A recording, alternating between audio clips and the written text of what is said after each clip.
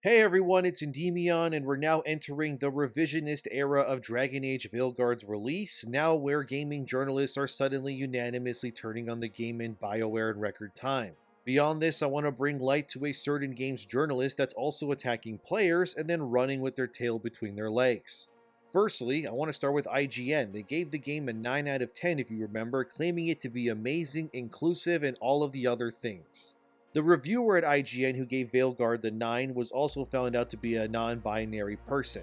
And suspiciously, as I proved in previous Dragon Age videos, many of the highest scores for this game, they all came from people who identify within that specific ideological group. As reviews have started to come out from people who've played the game after release, the impressions are coming in and it's not looking good.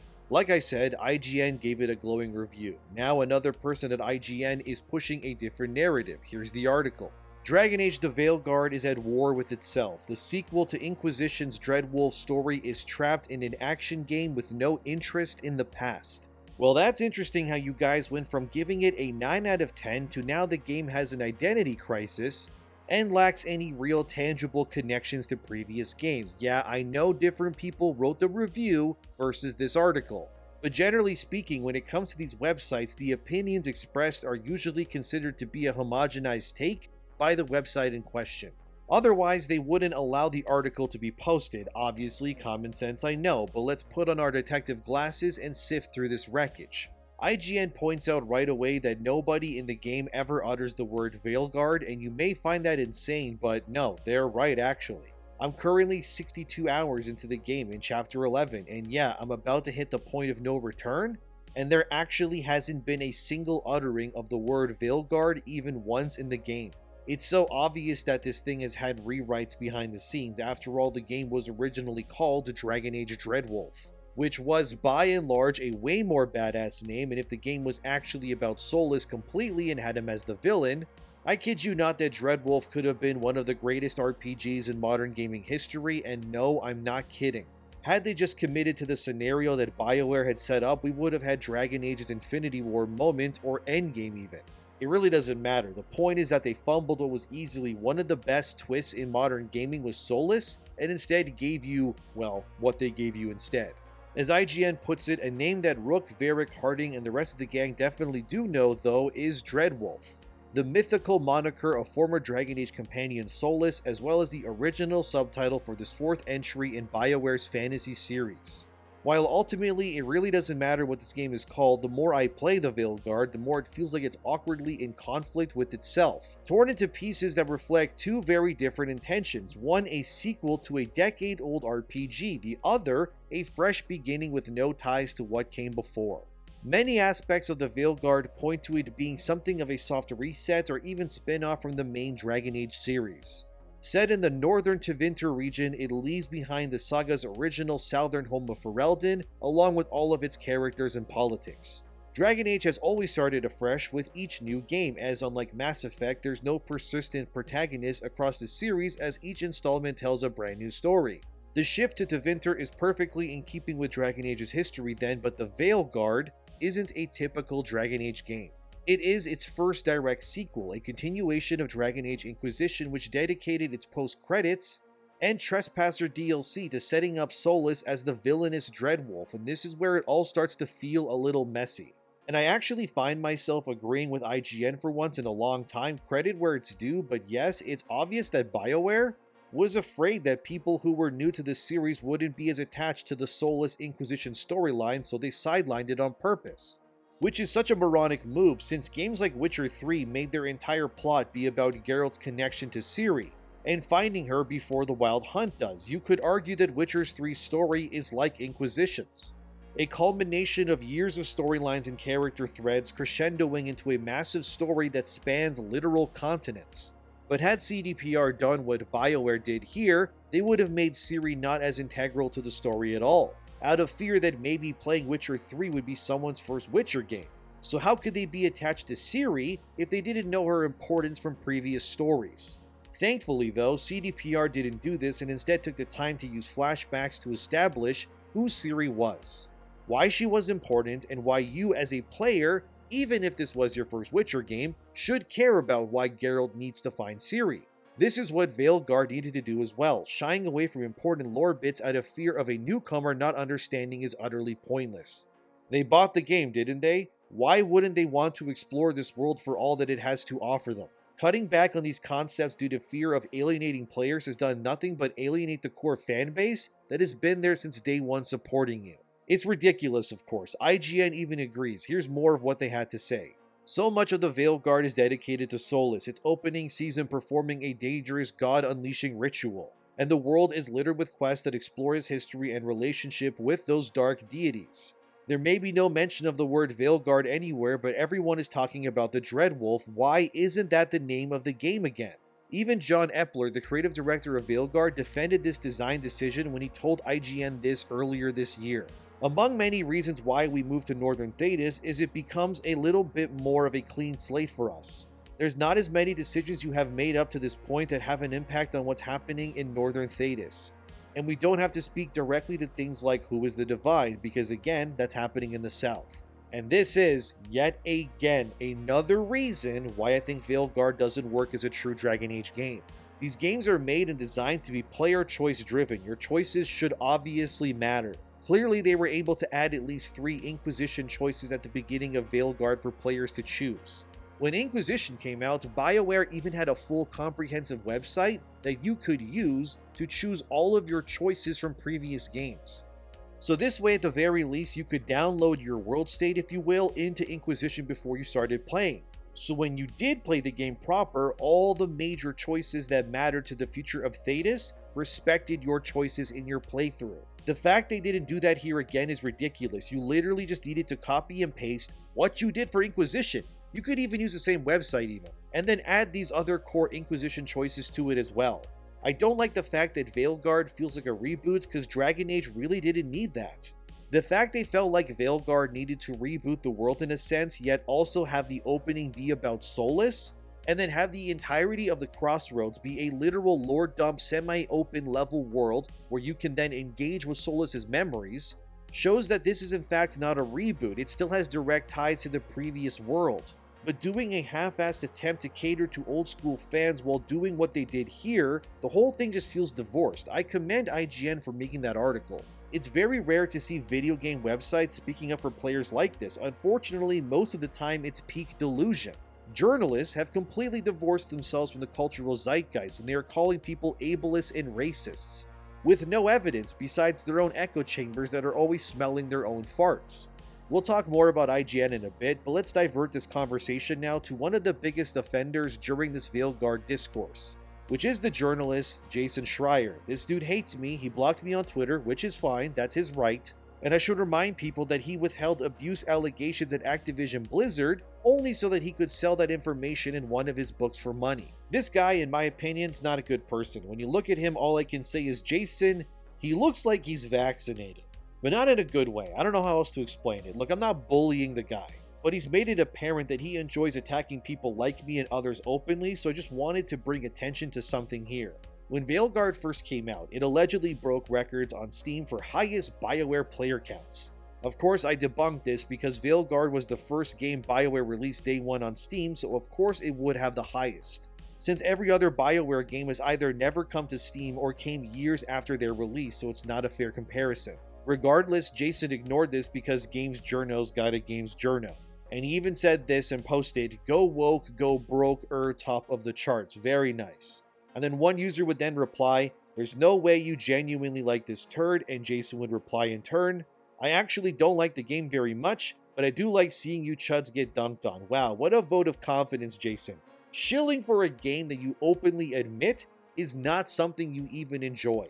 Imagine being so lost in the sauce you admit that the very thing you're defending is not worth defending, but you do it anyway, because you know that if you don't, you'll lose access to codes and get blacklisted. Incredible display of journalism for everyone to see here. Another user would then reply, "In other words, you actually don't care about the game, you just want to feel your wokeism validated." Jason would then say, "No, I am simply sharing another data point to support what I've been trying to explain for years now, which is that despite what idiots may tell you, DEI is not a factor in whether games do or do not sell. Yeah, Jason has lost his composure, dear viewer. DEI, or diversity, equity, and inclusion, absolutely has everything to do with why games are not selling. People have pattern recognition for a reason. You're telling me that every single game that has failed this year, from the West especially, they all coincidentally push ideological nonsense and either destroy or remove white characters from their own legacy properties, and this has nothing to do with their commercial performance. Yet every game that has done well this year, like Space Marine 2 or Black Myth Wukong, have sold in the multiple millions. Don't talk down to their audiences and give them experiences actually worth the money that are spent on those products. But no, of course DEI is not the problem. That's because Jason is actually a champion of DEI. How can diversity, equity, and inclusion be the reason why so much is failing? It's not about race, right? Well, actually Jason is lying and he has reason to do so, so let's dive into that now. You see, Jason, like I said, is a cheerleader of DEI, and he also works at Bloomberg. And as you can see here on screen, Bloomberg is a really big defender of DEI. In fact, you could say one of the biggest defenders even. Bloomberg shepherds the concept of DEI and champions it in all of its forms, openly admitting that they hire based on race and gender because it, according to Bloomberg, strengthens their teams. It even talks about stuff like black wealth transfer and racial wealth gaps. Wow, calling black people poor in your DEI webpage? Alright, Bloomberg.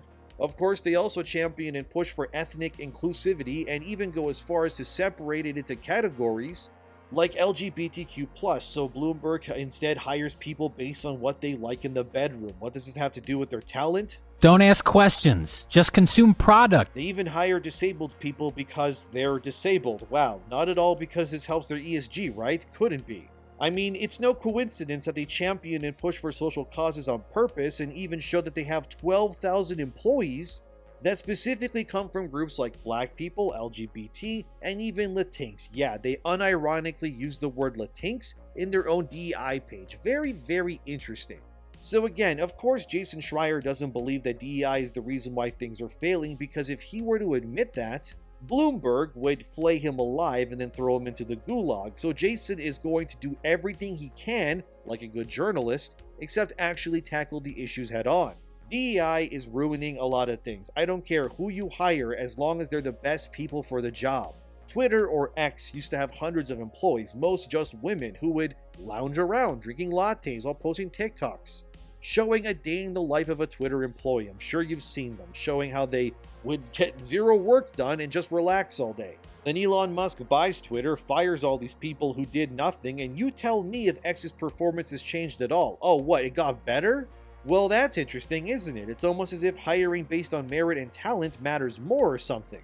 I know, it's a crazy concept. Don't tell Jason Schreier that though, cause he'll ignore it, like he always does. So excuse me that the guy who champions and shills for Dragon Age the DEI guard isn't going to admit that the reason why the game sucks is because it keeps pushing current day-isms and feels divorced from the reality of what BioWare fans want from their games. And again, Jason admitting that he doesn't even like the game very much either, so he agrees with us that the game is not good. But he can't fully support it because then BioWare will send their people to tear Jason apart for standing against the cult. Look, Jason can lie all that he wants. He's a journalist, so it's kind of expected at this point. But you need to at least be transparent and consistent. Look, I lean more conservatively. I don't hide that clearly. I'm glad that Trump won, and I don't agree with pretty much anything that the left pushes in terms of politics. And I'm not going to sit here and lie to you and say that I champion the things that the left do, because clearly I don't. And that's why consistency is key, and your reputation is really all you have. And when you're a games journalist who frequently archives and makes articles showing how all of these game studios are failing, their games are imploding, like Suicide Squad and more, yet you always take the point to say that it's not because of DEI, guys. It's not because they shot Batman and blew his brains out in an alley like his parents. No, dear viewers, because the game was too expensive and took too long to make. Okay, sure, whatever you say, Jason. Whatever you need to do so that the checks keep coming in and the free games you never buy yourself but openly complain that the industry is dying over while you never once put your money where your mouth is because you literally get everything for free. So why would you, right? It's just like when other people beg for codes like Khalif Adams did for Veilguard. These people are clowns. They never support the things they apparently champion for. They will tell you, oh, this game failed because the chuds didn't buy it. Oh, my bad. I didn't know that Concord was made for me. because you guys kept telling us that stuff like that in Dustborn and all this other nonsense was being made for the modern audience or something. And last time I checked, I'm not the modern audience and I'm not the targeted demographic anymore for these games, right? You guys said that. I'm that same audience instead that's just been here for years or even decades. This stuff doesn't speak to me or it's for me, so why should I support it again? And look at what happened during the election. All day, you can doom scroll on Twitter or TikTok and you'll find plenty of videos of unhinged individuals shaving their heads in retaliation against Trump winning. Like, good for you, now you're even uglier than before and Trump is still president. How does shaving your head solve anything? To be real with you, all it does is it makes it easier to identify you in a crowd so people know that you're an insane person who should probably be inside of Arkham Asylum. Ben is a Republican this term. Not nice? Well, guess what? He about to come home. It raining out. I locked him out. I packed my suitcase. I'm going to divorce his ass. I'm done. I am done. It is now over. 4B Queens! Woohoo! And I literally fell to the ground crying because we actually are in a dangerous situation. Aside from the news this morning about who won the election, I literally looked up what the 4B movement was. If you don't know what the 4B movement is, Korean women had decided to stop having babies until they received equal rights, and their country was screwed because they weren't having enough kids. Their population was going down too quickly. I cannot believe I'm in a different world today. Because I do. All right. I don't know how to use this thing. Let's see what happens. Is this cutting off hair? I'm gonna have to cut it short on that. I'm just not sure what else to do at this point. I'm just not sure what to do. So the best thing that I can think of is I'm gonna have to shave my head and stop wearing makeup and divorce my husband. And that's what I'm gonna have to do. I don't know what else to do. So come shave my head with me.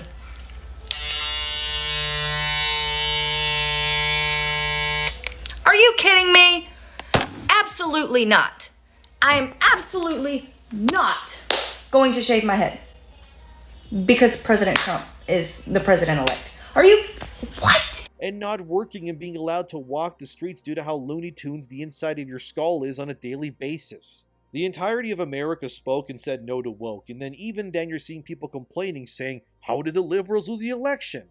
I mean, we've only had celebrities twerking on stage and telling young men constantly that they're racist unless they vote for our side. Gee, I wonder why you lost then, huh? You know what? Let's get a little philosophical here for a second. Let's be honest, man. Young men are easily one of the most despised groups of demographics in the modern world right now.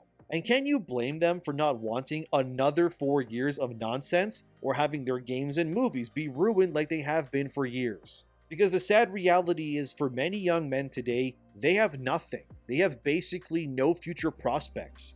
They're constantly looked over, especially if they're white, to attend schools or landing a job. So then millions of these guys, they recede into stuff like video games, hoping for the escapism from their bleak reality. And then you weirdos couldn't even let them have that, could you? Everything is white men bad, women better. White man is always the bad guy, like in Veilguard's case, which I've proved in previous videos, like almost every bad guy is a white dude or woman. It's ridiculous. And then you beat young men over the head, calling them worthless and the world will be better off without them. Then comes a time where they can make a difference for once, where they have actual power and agency. So, they vote for the people who don't hate them or want to see them suffer on a daily basis. And then when that side wins, these people have the audacity to say men are racist for not voting liberal. Like, are you being serious right now? Your side hates the men you make it abundantly clear all of the time. Now you have these liberal women that are saying they won't sleep with guys. It's this whole movement thing. Like, good, go ahead. You weren't sleeping with those guys anyway because your brain rotted by the policies that you digest anyways. Now the entire culture is changing. Guys are moving on and leaving these liberal weirdos behind, and their products, movies, and shows are failing. Like I said before now, that Trump won, you're going to see the Hollywoods and the game industries, they're all going to be doubling down on making more anti-conservative content. I fully expect more white men villains, more people of color heroes, and it's not going to work. People are so over this forced wokeness, and at this point, it's more sad than anything else. Like I said in my previous video, Veilguard came out at the absolute worst time that it could have. They released a leftist, politically charged story that makes all the companions pansexual and sidelines even the white elf guy and gives players the opposite of what they want. And when BioWare is in shambles and Veilguard is ruined by lack of sales, who will they blame? The weirdos that the game was made for, who never show up ever because they don't support anything, or will it be the convenient group they always blame for everything, who they call chuds, because it makes them feel better about themselves? This environment, this industry, these politics and their outcomes are all the fault of out-of-touch weirdos who never once in their lives could come to the conclusion that their ideology may be far too alienating to the common human being. You know things are bad when even the Gamer.com is admitting that stuff like Veilguard isn't very good and that the writing is inconsistent. The Gamer said in their article, all this makes for is a game that I enjoy playing, but when I get to the Dragon Age bits, the characters, the story, the dialogue, the choices, and none of this is up to par with the Veilguard's predecessors. You know how bad things gotta be ad revenue-wise for these websites, that they gotta start agreeing with the people that they hate? These same people were slobbering all over Veilguard just a week ago, saying that this was the second coming of Christ, that this was the best thing ever made. Remember when Eurogamer had the same guy who gave the game a perfect score say that Veilguard is Dragon Age's Mass Effect 2 moment? And then it ended up not being that at all, and instead Veilguard ended up being Dragon Age's Andromeda moment instead? Yeah, we all remember. Don't you ever compare the peak that is Mass Effect 2 to this game ever again. Mass Effect 2 is one of the best games ever made in my opinion, and was an amazing sequel with one of the best casts in gaming. You can't even speak to your teammates in Veilguard unless the game has a mission or scene ready for you. How far away are we from what we want here that we can't even speak to a companion in a BioWare game when we want to? In Mass Effect 2, you can speak to people whenever you want, getting to know them in between missions, like how you could speak to Garrus or Miranda, and just learn about them over time. The only companions in that game that you couldn't speak to technically were the DLC ones like Kasumi, but they were DLC even though, yes, I did find that disappointing that you couldn't speak to them. Veilguard, however, doesn't allow you to take agency in this regard at all. Instead, you can only speak to team members when they want to speak to you.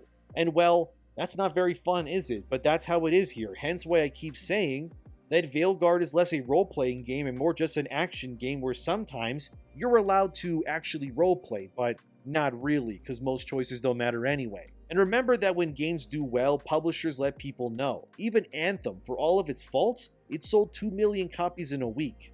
Yet where have we heard from BioWare on sales numbers? Of course not, because it didn't reach even half of that. It's more like 25% at best. And IGN can't defend this game. They ended their article that I was speaking about in the beginning with, the overall result is that Dragon Age the Veilguard isn't the golden era BioWare game that I had hoped it would be.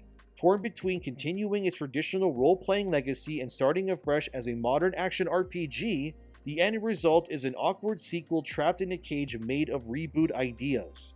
After years and years of faltered steps, I understand why BioWare landed on this particular, very mainstream AAA formula. But I wish it had been inspired by the undying mass popularity of The Witcher 3, a full-on nerdy RPG, rather than veer closer to Sony's palpable RPG-ish approach for modern God of War.